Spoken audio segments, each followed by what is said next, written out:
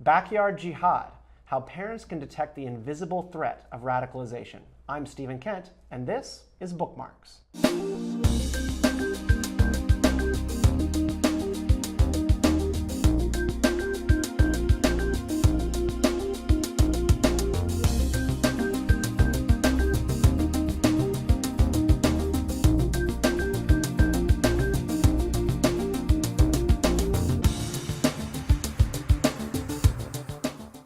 Hello and welcome to Bookmarks. I'm your host, Stephen Kent.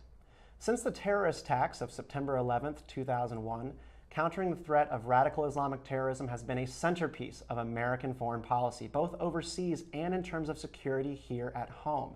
But one aspect of Islamic extremism has not gotten a lot of attention.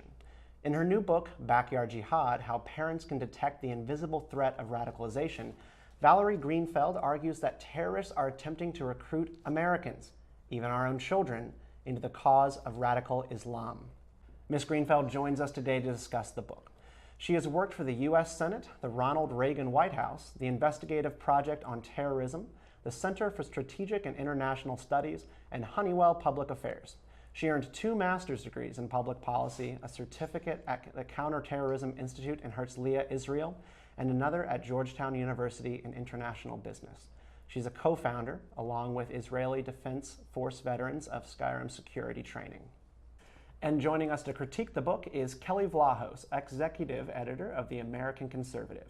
Her writing concentrates on national security, war policy, civil liberties, the drug war, and returning veterans. She's written extensively about Homeland Security policy for Homeland Security Today magazine, and her writings have been reprinted in places such as the Utne Reader, The Spectator, and truthout.org. She has been interviewed by Al Jazeera, Russia Today, Democracy Now!, POTUS, Sirius XM, and Fox News' Freedom Watch with Judge Napolitano. Thank you both for joining us. Thank you. So, Valerie, could you give us in a nutshell the synopsis of your book? Sure. I wrote the book for parents in the United States to understand the taboo subject of counterterrorism and radicalization. And many Americans are not aware of what's going on in our country. They do read the paper and see what's happening in Europe and in other places. And the main reason I wrote the book is to explain that this is happening here, and it's happening in our schools, in our universities, in the literature, all over the United States. And I would like parents to pay attention to that so that they can keep themselves and their own children safe. And Kelley, what is your critique of the book? Well, I mean, I as a mother, I really felt like Valerie did a great job at sort of laying out the current issues, the challenges and the threats of online, particularly radicalization. And I felt that she did a great job at kind of outlining the vulnerabilities of children today. I know as a mother of 2 teenagers, I know that there is a lot of uncertainty and a lot of isolation and alienation among teenagers as they are more and more networked and socializing online as opposed to in person. Where I felt like that I had some disagreement with Valerie was towards the end of the book, where I felt like that she had been was making the case that this radicalization, this Muslim terror threat, I felt was a little bit more inflated than it actually is. I felt like some of the statistics that I have been seeing, whether it be law enforcement statistics or Pew research or other research at university level, that actual radicalization, Islamic radicalization, is actually decreasing in terms of like the ISIS-related radicalization, that much fewer people were leaving the country to fight in Syria and Iraq, that she was suggesting in the book. And then I felt that perhaps that she was casting a little bit too much of an aspersion on Islam in general, and that by the end of the book I felt like she was trying to say that the problem was with Islam, and I felt like that was dangerous and exaggerated.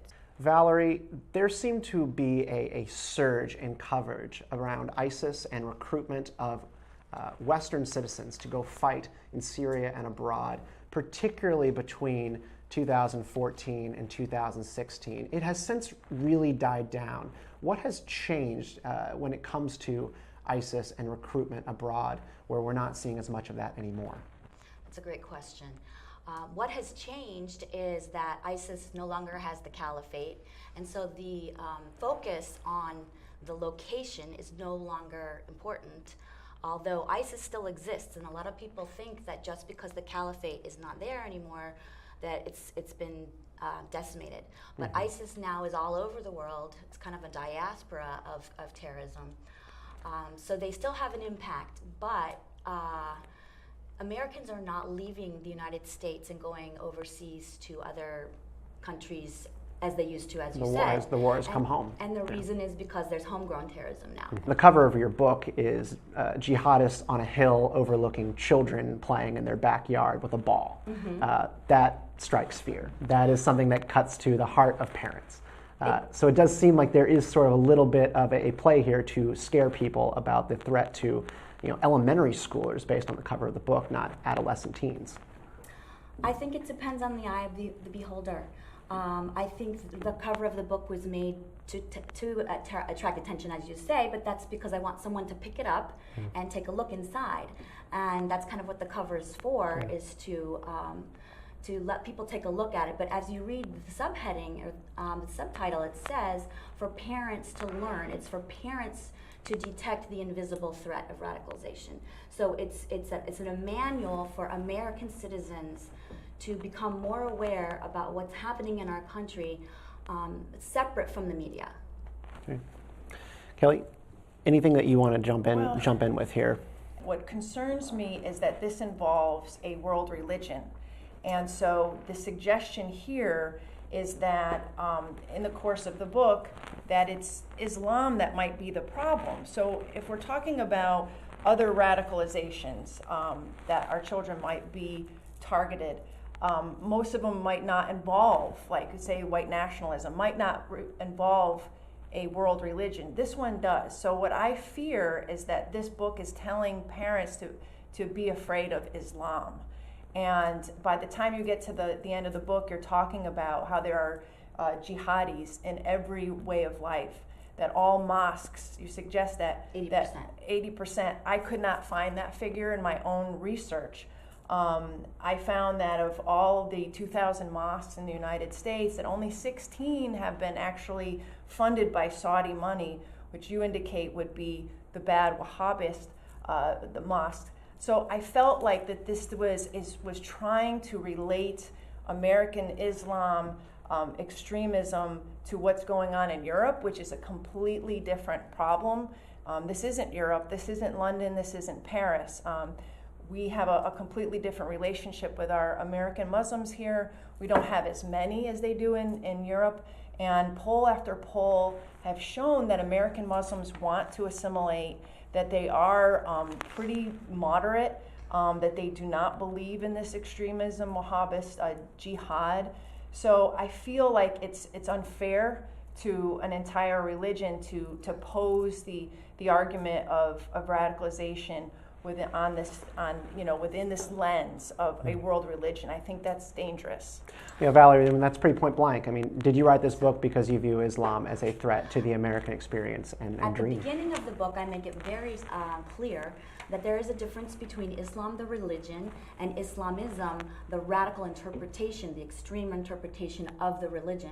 This book is not about Islam at all. It's about the radical interpretation of the religion. It has nothing to do with the religion in terms of radicalization.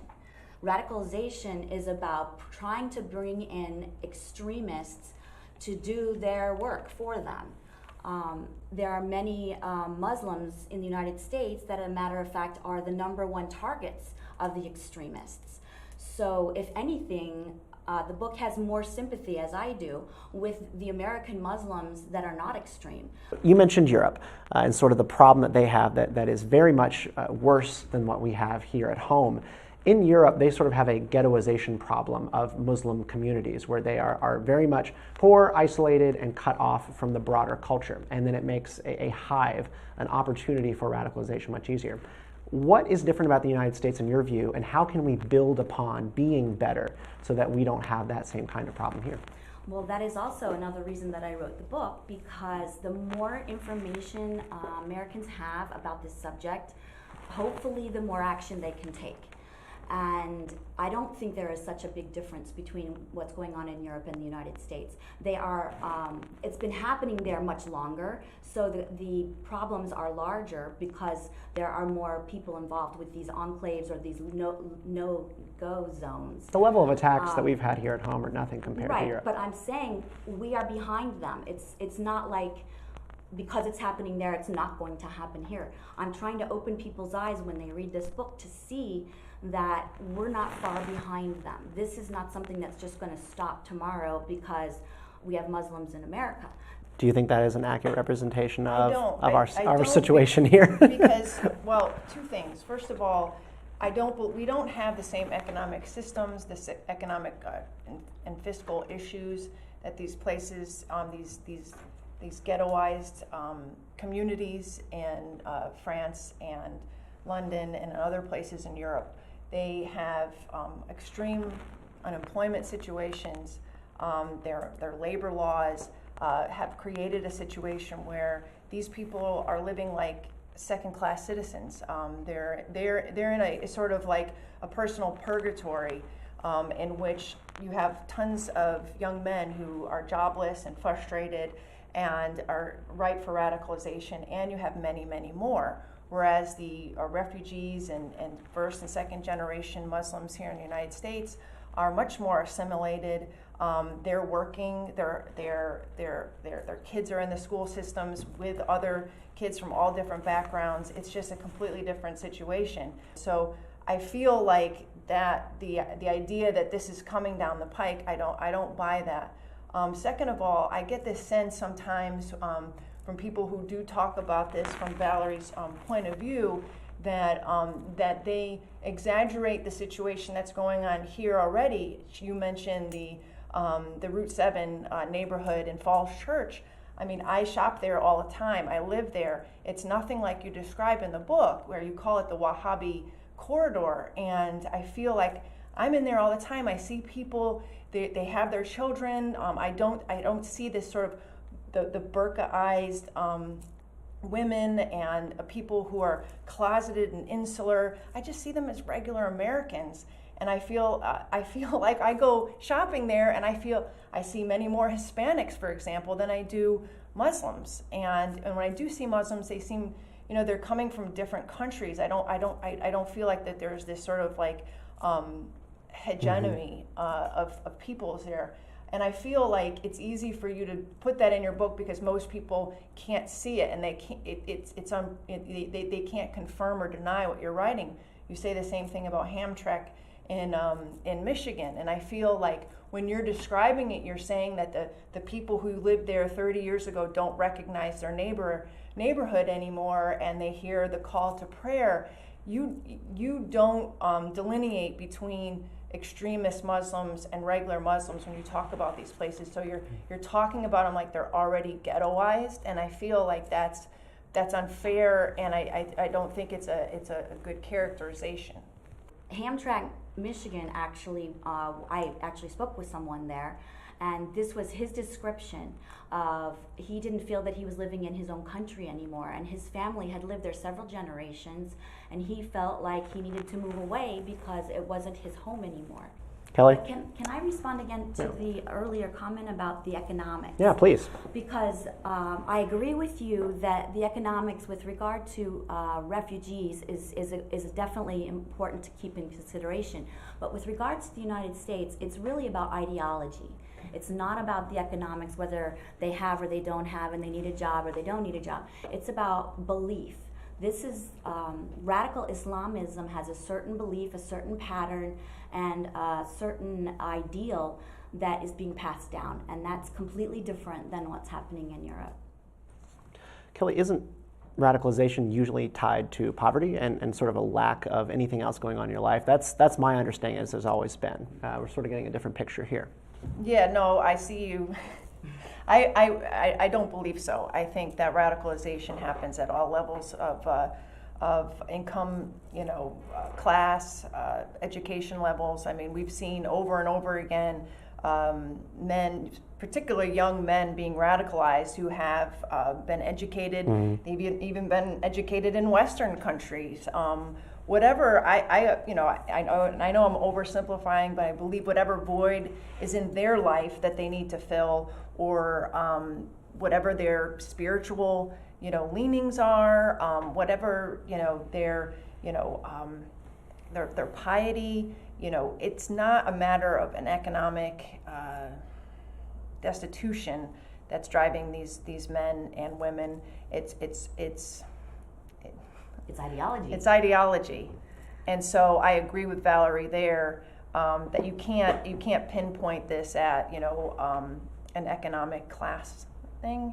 But I do believe in the case in where we see these ghettos in London, for example. I think in those cases you do have a lot of restiveness, disenchantment with the system, alienation, unemployment, that makes that a hotbed for extremists and for these networks and cells to develop. But I think here it might be more along the lines of alienation within the communities. So the reason I wrote it this way is because I think this problem is much bigger than what you're describing and what most of the media describes.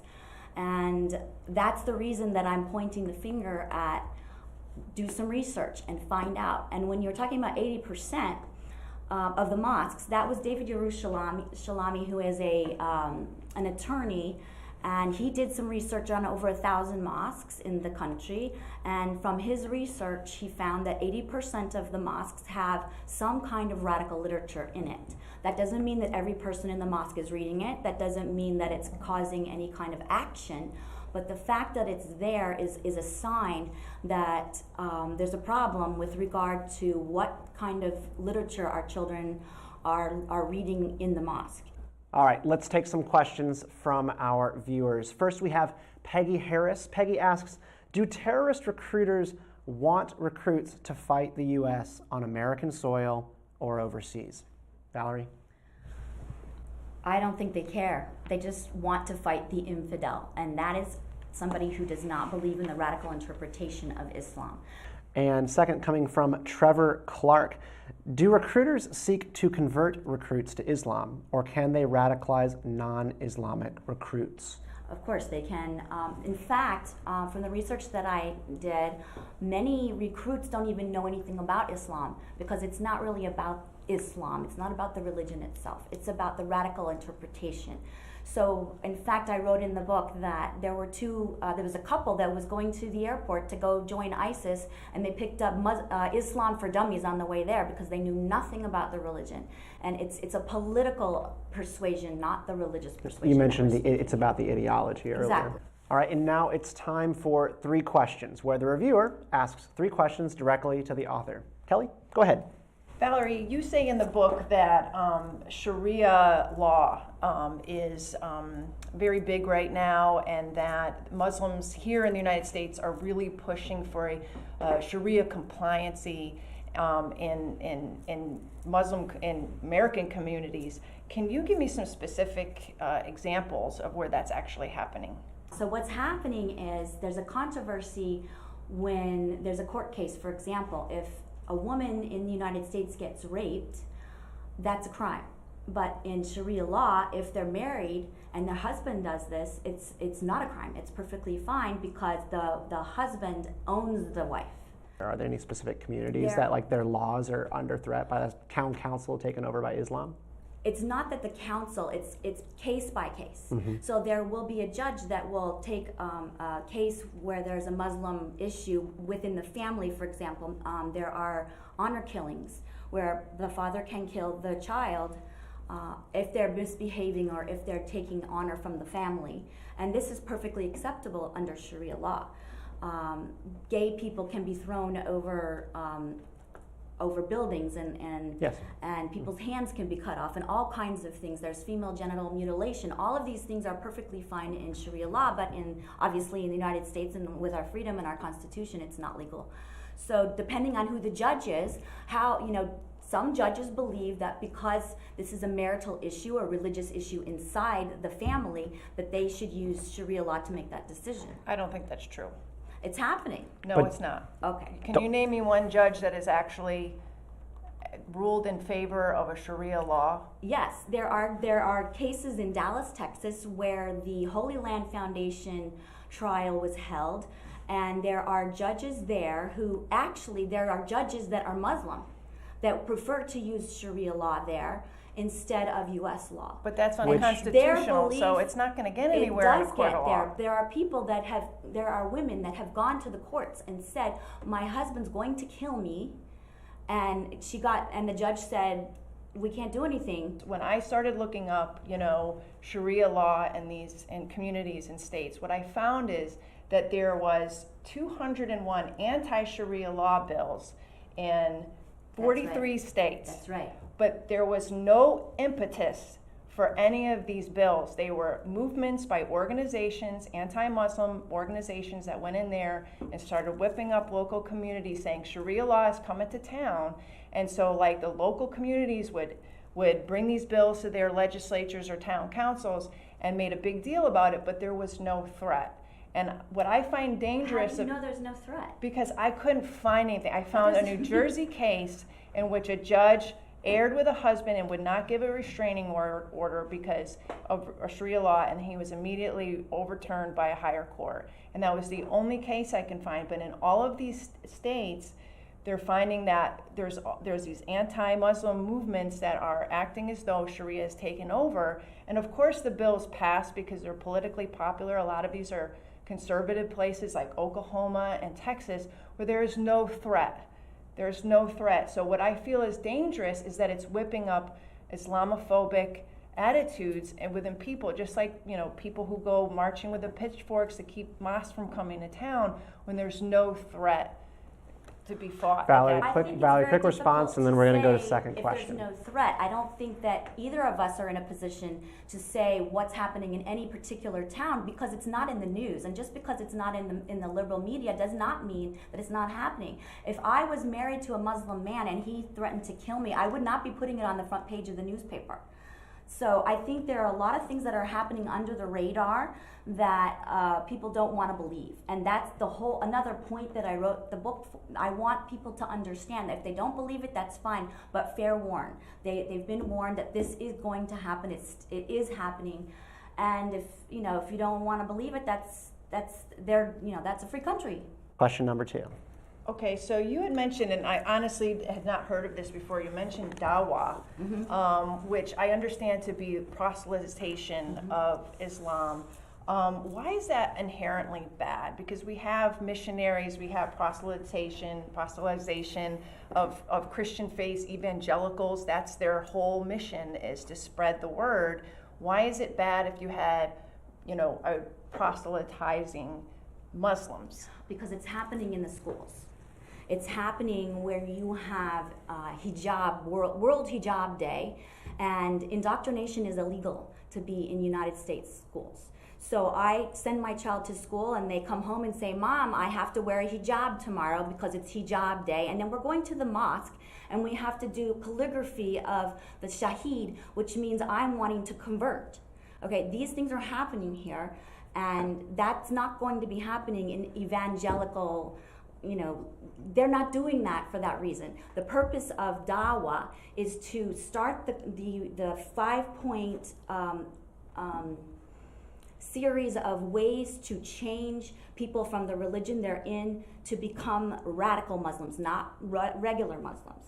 So the reason they use Dawa, and Ayan Hirsi Ali herself, who is a Muslim immigrant who came over here, said that is the number one problem with Islamism today, is that Dawa is creating a problem because they start this radicalization and it never ends. It gets all the way to the end, and then action is what happens, and that's the biggest problem we have. All right, third question in the round of 3 questions. Kelley.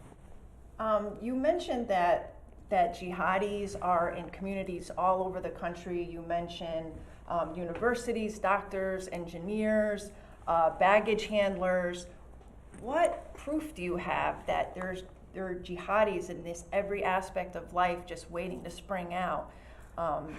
I don't believe I said they were waiting to spring out, but I did say that the FBI says that there is at least one case in every state of the United States of radical jihadism that they are watching, and that's at least one. In most states, there are more than one.